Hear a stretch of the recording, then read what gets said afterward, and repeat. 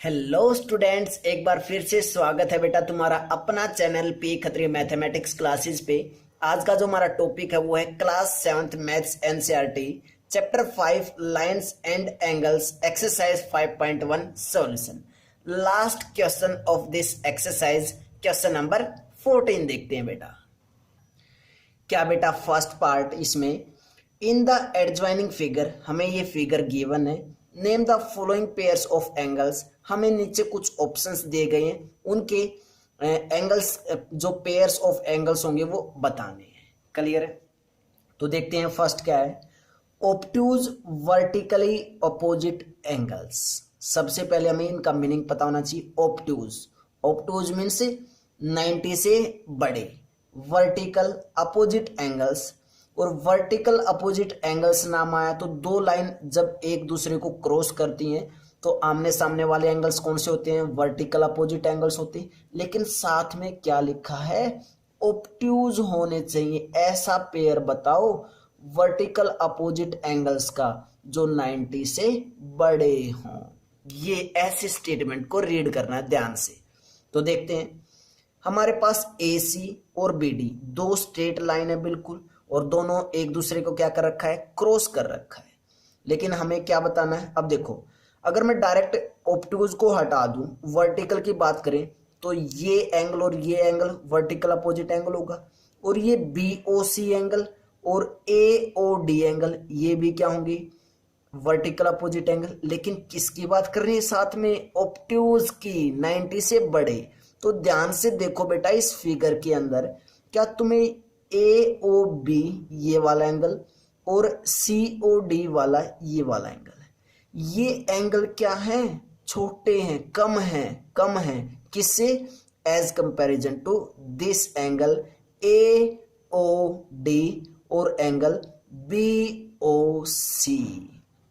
ये एंगल्स क्या है बेटा? 90 से बड़े। क्यों?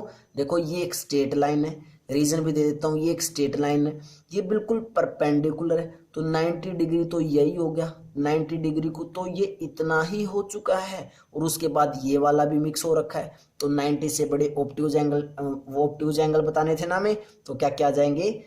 एंगल AOD, कौन सा एंगल आया? AOD। और दूसरा पेयर में क्या, इसी पेयर में दूसरा एंगल कौन सा होगा? BOC, angle BOC। क्लियर बेटा? कैसे आए? बहुत ही इजी है, कुछ भी मुश्किल नहीं है। क्लियर है? कैसे आए ये angles? Obtuse vertical opposite angle कैसे हुए वो क्लियर है। सेकंड करते हैं। सेकंड में क्या है? Adjacent complementary angles. एडजेसेंट को छोड़ो, पहले कॉम्प्लीमेंट्री पे करो। कॉम्प्लीमेंट्री क्या है? मीन्स 90 होना चाहिए। कॉम्प्लीमेंट्री मीन्स क्या होता है? दो एंगल्स का सम 90 हो। और साथ में क्या बोला है? एडजेसेंट मीन्स ऐसे दो एंगल बताने हैं जो बिल्कुल साथ साथ हो और दो एंगल्स का सम कितना हो?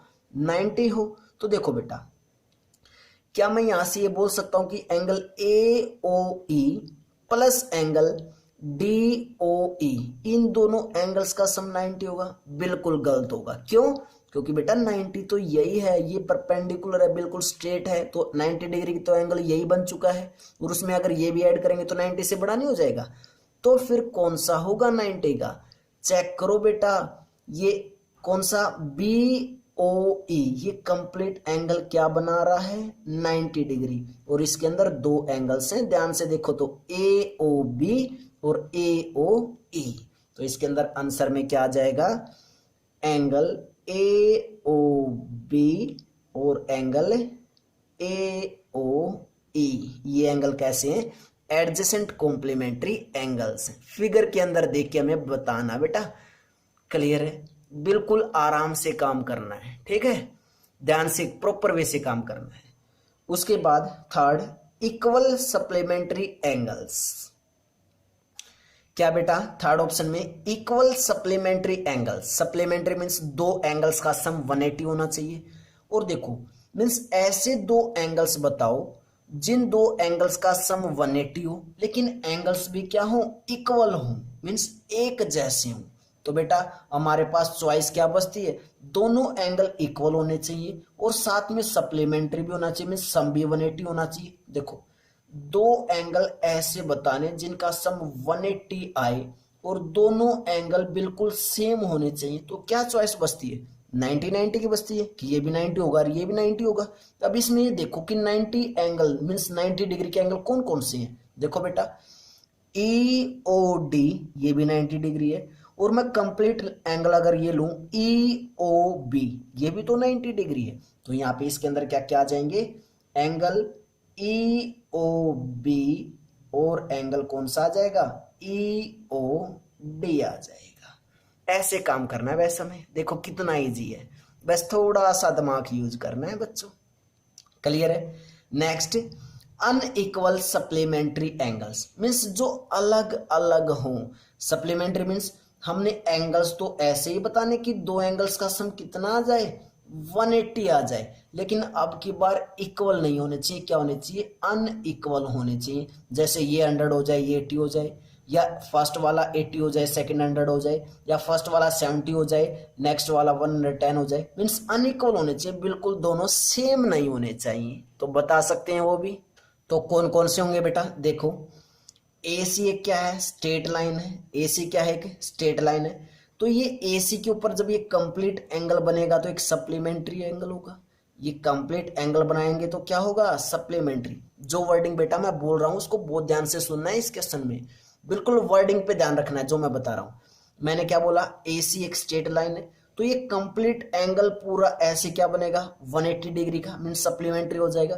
तो इसमें एंगल्स हमें दो एंगल्स ऐसे बताने हैं जिनका सम तो 180 ही होगा क्योंकि ये कंप्लीट लेने वाले हैं, लेकिन दोनों एंगल्स क्या होने चाहिए?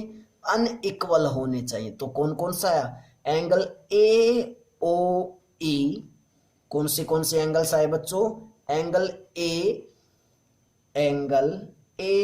ओ ई और सेकंड एंगल देखो ए ओ ई मीन्स ये वाला पोर्शन हुआ है अभी, तो उसके बाद कौन सा पोर्शन और लेना पड़ेगा कंप्लीट ये एंगल बनाने के लिए? ई ओ सी। एंगल ई ओ सी। ये ऐसे दो एंगल्स हैं जो अनइक्वल है, मीन्स इक्वल नहीं है ये दोनों, लेकिन इन दोनों का सम क्या आएगा? 180 डिग्री आएगा। चेक कर लो बेटा, किसी से भी पूछ लेना। क्लियर बेटा? क्लियर यहां तक? बहुत ही अच्छा क्वेश्चन लगा बेटा मुझे, काफी इंपॉर्टेंट क्वेश्चन है, एग्जाम में पूछा जा सकता है। अगर मैं पेपर बनाने वाला होता तो बेटा ये क्वेश्चन जरूर डालूंगा। क्लियर है? नेक्स्ट लास्ट पार्ट देखते हैं बच्चों, क्या है? Adjacent angles that do not form a linear pair means ऐसे एडजेसेंट एंगल्स बताने हैं जो लीनियर पेयर ना बनाते हो। मीन्स ऐसे दो एडजेसेंट एंगल्स जिनका सम 180 ना आता हो। तो बेटा ऐसे पेयर्स तो हम बहुत सारे बता सकते हैं। देखो, मीन्स एडजेसेंट एंगल्स होने चाहिए लेकिन do not form means linear pair नहीं बनना चाहिए, मीन्स सम 180 नहीं होना चाहिए उन एंगल्स का। तो देखो कैसे बनेंगे? एंगल ए ओ बी और एंगल ए ओ ई, इन दोनों एंगल्स का क्या सम 180 होगा? नहीं होगा, 90 होगा। तो बेटा लीनियर पेयर नहीं बनने वाला। तो फर्स्ट पेयर क्या बन गया? एंगल बी ओ ए और दूसरा एंगल कौन सा होगा? एंगल ए ओ ई। उसके बाद और पेयर भी बना सकते हैं, जैसे एंगल ए ओ ई और एंगल ई ओ डी, इनका सम भी 180 नहीं होने वाला। तो क्या हुआ? एंगल ए ओ ई और क्या हुआ? दूसरा angle E O D. Clear है? और भी बता सकते हैं, कौन सा देखते हैं? एंगल ई ओ डी और एंगल डी ओ सी, ये भी एक पेयर बनेगा। एंगल ई ओ डी और सेकंड एंगल कौन सा हुआ? डी ओ सी, ये भी क्या होगा? एक पेयर होगा जो एडजेसेंट एंगल्स तो हैं लेकिन लीनियर पेयर नहीं बना रहे। क्लियर है बेटा? क्लियर यहां तक? क्या और कोई भी पेयर बता सकते हो? अब कोई बच्चा बोलेगा सर ये पेयर भी बना दो, डी ओ सी एंगल और एंगल सी ओ बी। नहीं बेटा, ये पेयर मत बना देना क्योंकि बी डी एक स्ट्रेट लाइन है और इन दोनों एंगल्स का सम क्या आ जाएगा? 180 आ जाएगा और लीनियर फॉर्म बन जाएगा। लेकिन हमें कैसे बताने हैं? Not form a linear pair, not form a linear pair, जो लीनियर पेयर ना बना रहे हो। क्लियर है बेटा? क्लियर है इतना? तो हमारे पास ये फिफ्थ पार्ट के क्या आगे ऑप्शंस आगे कौन कौन से जो एक लीनियर पेयर फॉर्म नहीं कर रहे। तो बेटा यहाँ पे हमारी एक्सरसाइज खत्म होती है। अगर बेटा तुम्हें लेक्चर अच्छा लगा हो, क्वेश्चंस प्रॉपर वे से तुम्हें क्लियर हो, और जो बच्चा चैनल पे न्यू है तो बेटा चैनल को लाइक शेयर और सब्सक्राइब जरूर करें। तुम्हें अगर लेटेस्ट ऐसे ही लेक्चर लेने हैं बेटा, पाने हैं, तो बेटा चैनल को सब्सक्राइब करना और बेल आइकन को ऑन करना बहुत ही जरूरी है। क्लियर है बेटा यहाँ तक? क्लियर बेटा? तो आप इसको राइट डाउन कर सकते हो इस क्वेश्चन को, question number 14। I hope the question is clear, if not please mention in the comment box.